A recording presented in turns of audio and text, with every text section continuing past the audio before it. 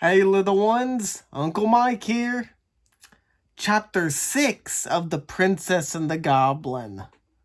The Little Miner.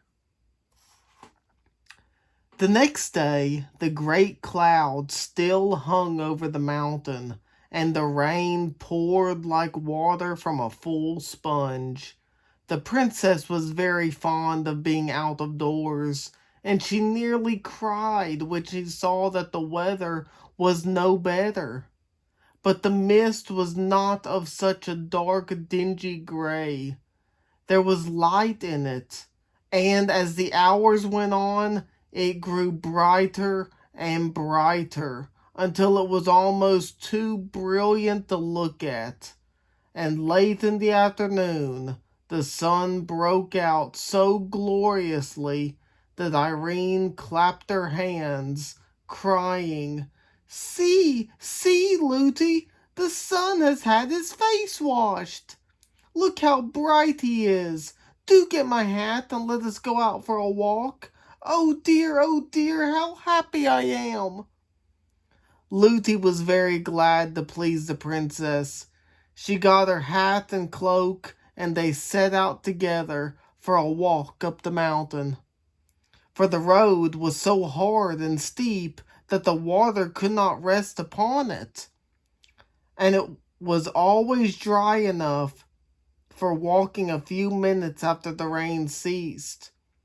The clouds were rolling away in broken pieces, like great over-woolly sheep, whose wool the sun had bleached till it was almost too white for the eyes to bear. Between them the sky shone with a deeper and purer blue because of the rain. The trees on the roadside were hung all over with drops which sparkled in the sun like jewels. The only things that were no brighter for the only things that were no brighter for the rain were the brooks that ran down the mountain. They had changed from the clearness of crystal to a muddy brown. But what they lost in color, they gained in sound, or at least in noise, for a brook, when it is swollen, is not so musical as before.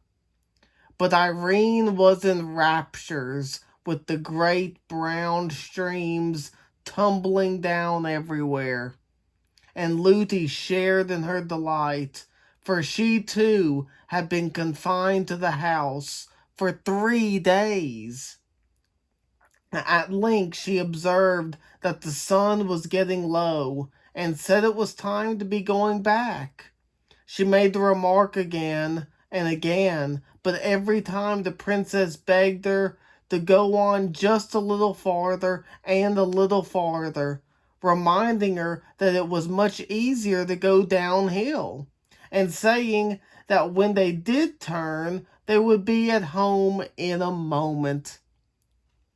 So on and on they did go, now to look at a group of ferns over whose tops the stream was pouring in a watery arch, now to pick a shining stone from a rock by the wayside, now to watch the flight of some bird. Suddenly the shadow of a great mountain peak came up from behind and shot in front of them. When the nurse saw it, she started and shook, and catching hold of the princess's hand, turned and began to run down the hill. "What's all the haste, Nursey?" asked Irene, running alongside of her. "We must not be out a moment longer." "But we can't help being out a good many moments longer." It was too true. The nurse almost cried. They were much too far from home.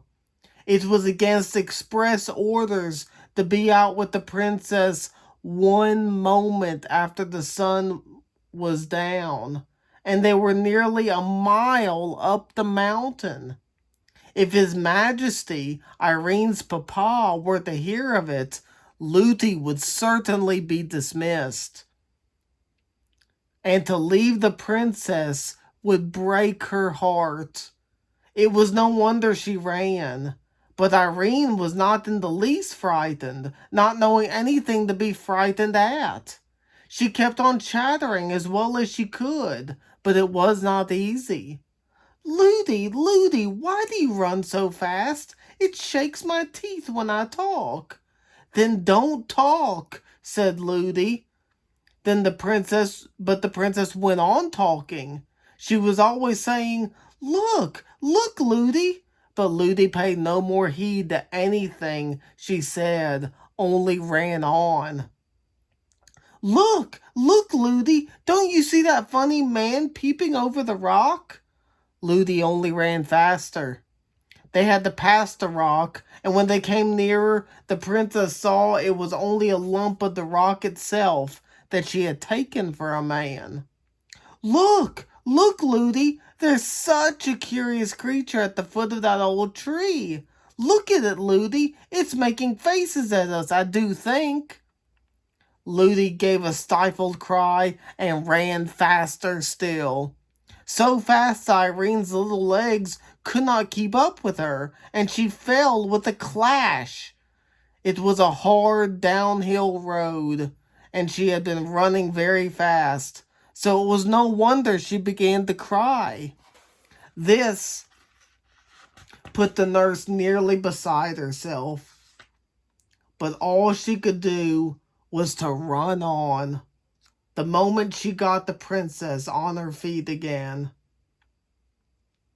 "Who's that laughing at me?" said the princess, trying to keep in her sobs and running too fast for her grazed knees. "Nobody, child," said the nurse almost angrily.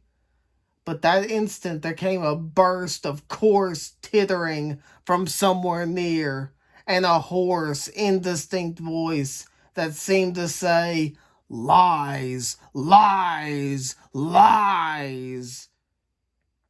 "Oh!" cried the nurse with a sigh that was almost a scream, and ran on faster than ever. "Nursey, Lootie, I can't run any more. Do let us walk a bit." "What am I to do?" said the nurse. "Here, I will carry you." She caught her up, but found her much too heavy to run with, and had to set her down again. Then she looked wildly about her, gave a great cry, and said, "We've taken a wrong turning somewhere, and I don't know where we are. We are lost, lost." The terror she was in had quite bewildered her. It was true enough they had lost the way. They had been running down into a little valley in which there was no house to be seen. Now Irene did not know what good reason there was for the nurse's terror, for the servants had all strict orders never to mention the goblins to her.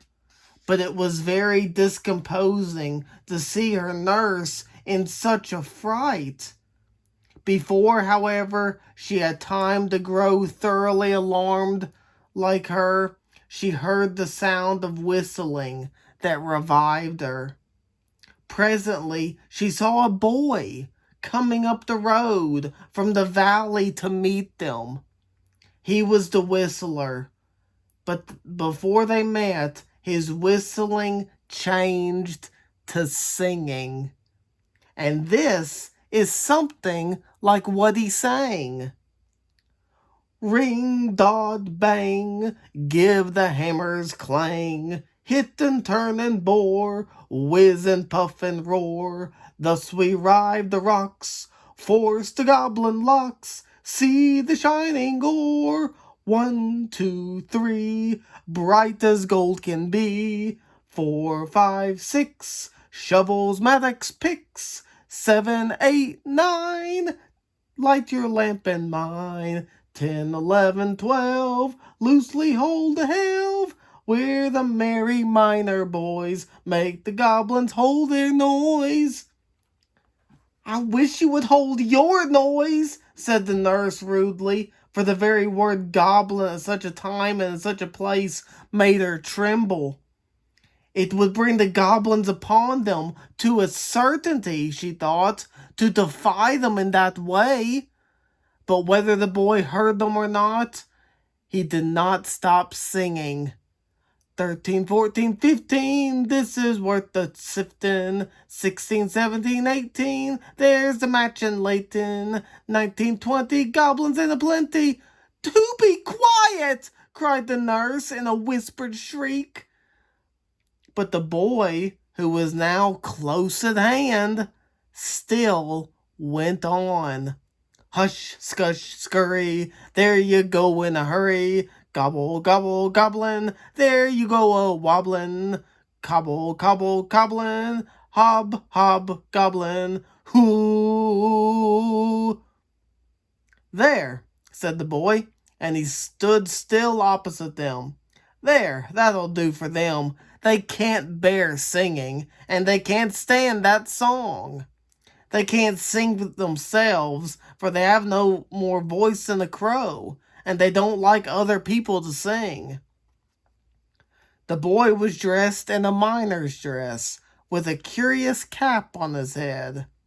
He was a very nice-looking boy, with eyes as dark as the mines in which he worked, and as sparkling as the crystals in their rocks. He was about 12 years old. His face was almost too pale for beauty, which came of his being so little in the open air and the sunlight, for even vegetables grown in the dark are white. But he looked happy, merry indeed, perhaps at the thought of having routed the goblins. And his bearing, as he stood before them, had nothing clownish or rude about it.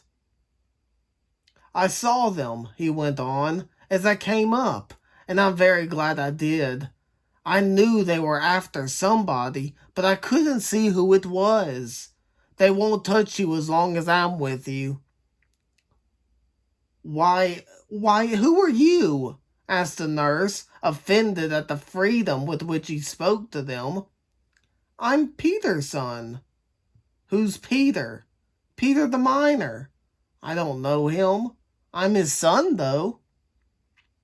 And why should the goblins mind you, pray? Because I don't mind them. I'm used to them. What difference does that make? If you're not afraid of them, they're afraid of you. I'm not afraid of them, that's all. But it's all that's wanted, up here that is. It's a different thing down there. They won't always mind that song, even down there. And if anyone sings it, they stand grinning at him awfully. And if he gets frightened and misses a word or says a wrong one, don't they give it him? What do they do to him? Asked Irene with a trembling voice. Don't go frightening the princess, said the nurse. The princess? Repeated the little miner, taking off his curious cap. I beg your pardon, but you oughtn't to be out so late. Everybody knows that's against the law. Yes, indeed it is, said the nurse, beginning to cry again, and I shall have to suffer for it. What does that matter, said the boy. It must be your fault. It is the princess who will suffer for it. I hope they didn't hear you call her the princess. If they did, they're sure to know her again. They're awfully sharp. Lootie, Lootie, cried the princess, take me home.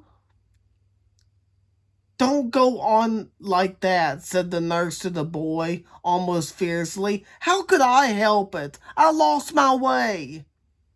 You shouldn't have been out so late. You wouldn't have lost your way if you hadn't been frightened, said the boy. Come along, I'll soon set you right again. Shall I carry your little highness? Impertinence, murmured the nurse, and she did not say it but she did not say it aloud, for she thought if she made him angry, he might take his revenge by telling someone belonging to the house, and then it would be sure to come to the king's ears. "No, thank you," said Irene. "I can walk very well, though. I can't run so fast as Nursey. If you will give me one hand, Lootie will give me another, and then I shall get on famously." They soon had her between them, holding a hand of each. "Now let's run," said the nurse. "No, no," said the little miner. "That's the worst thing you can do. If you hadn't run before, you would not have lost your way. And if you run now, they will be after you in a moment." "I don't want to run," said Irene. "You don't think of me," said the nurse. "Yes, I do, Lootie. The boy says they won't touch us if we don't run." "Yes, but if they know at the house that I've kept you out so late, I shall be turned away, and that would break my heart." "Turned away, Lootie? Who would turn you away?" "Your papa, child." "But I'll tell him it was all my fault. And you know it was, Lootie." "He won't mind that, I'm sure he won't." "Then I'll cry and go down on my knees to him and beg him not to take away my own dear Lootie." The nurse was comforted at hearing this and said no more. They went on, walking pretty fast, but taking care not to run a step. "I want to talk to you," said Irene to the little miner, "but it's so awkward. I don't know your name." "My name's Curdie, little princess." "What a funny name! Curdie. What more?" "Curdie Peterson. What's your name, please?"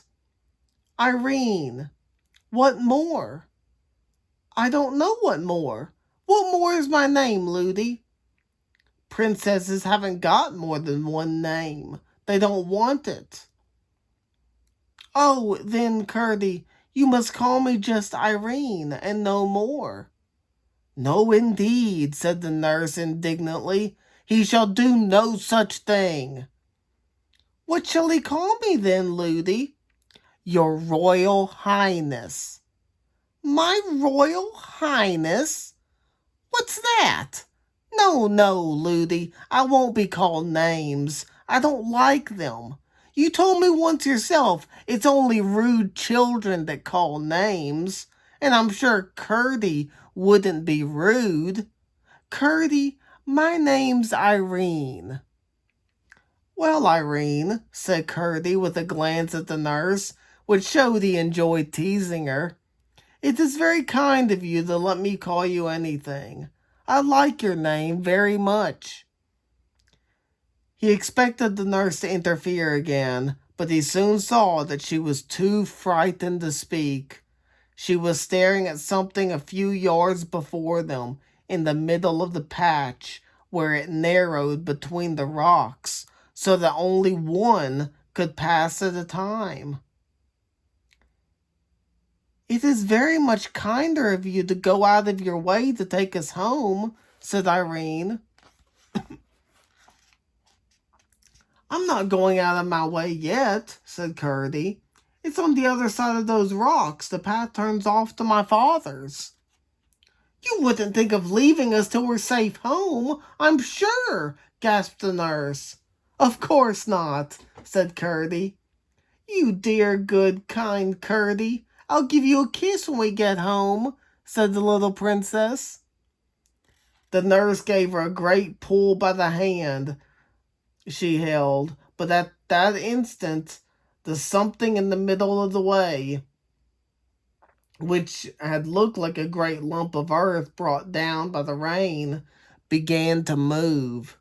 One after another it shot out 4 long things, like 2 arms and 2 legs, but it was now too dark to tell what they were. The nurse began to tremble from head to foot. Irene clasped Curdie's hand yet faster, and Curdie began to sing again.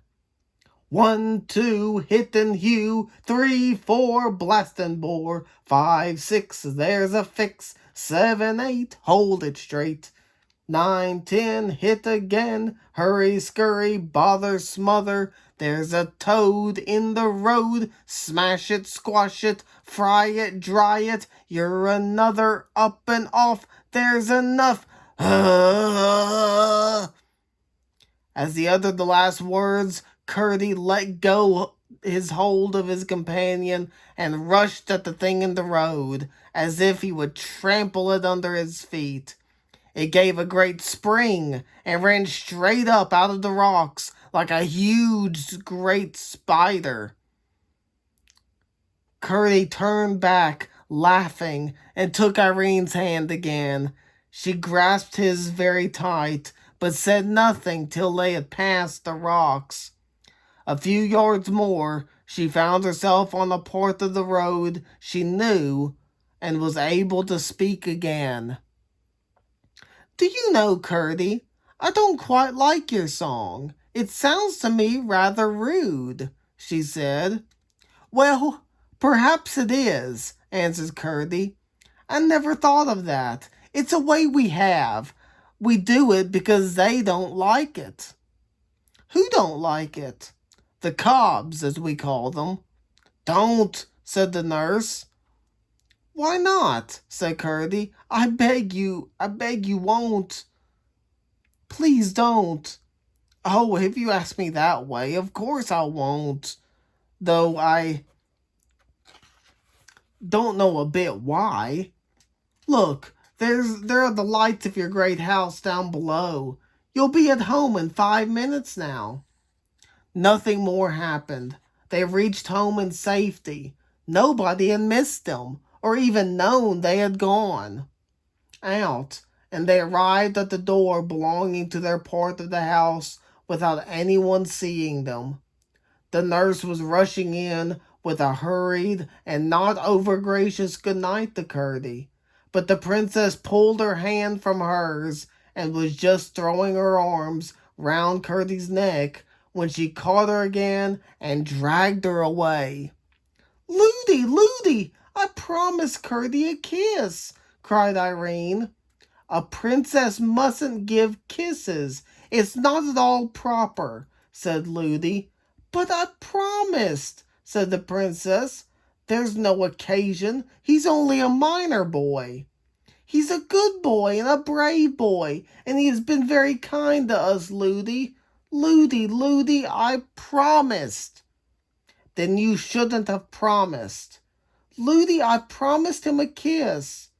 "Your Royal Highness," said Lootie, suddenly grown very respectful, "must come in directly." "Nurse, a princess must not break her word," said Irene, drawing herself up and standing stock still. Lootie did not know which the king might count the worse, to let the princess be out after sunset, or to let her kiss a minor boy. She did not know that, being a gentleman, as many kings have been, he would have counted neither of them the worst. However much he might have disliked his daughter to kiss the minor boy, he would not have had her break her word for all the goblins in creation. But, as I say, the nurse was not lady enough to understand this, and so she was in a great difficulty, for if she insisted, someone might hear the princess cry and run to see, and then all would come out. But here Curdie came again to the rescue. "Never mind, princess," he said. "You mustn't kiss me tonight, but you shan't break your word. I will come another time. You may be sure I will." "Oh, thank you, Curdie," said the princess, and stopped crying. "Good night, Irene. "Good night, Lootie," said Curdie, and turned and was out of sight in a moment. "I should like to see him," muttered the nurse as she carried the princess to the nursery. "You will see him," said Irene. "You may be sure Curdie will keep his word. He's sure to come again." "I should like to see him," repeated the nurse, and said no more. She did not want to open a new cause of strife with the princess by saying more plainly what she meant. Glad enough that she had succeeded both in getting home unseen and in keeping the princess from kissing the miner boy, she resolved to watch her far better in the future. Her carelessness had already doubled the danger she was in. Formerly, the goblins were her only fear.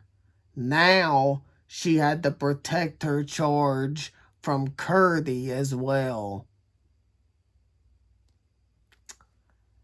Next time, we read chapter 7, in which we see the mines that Curdie works in.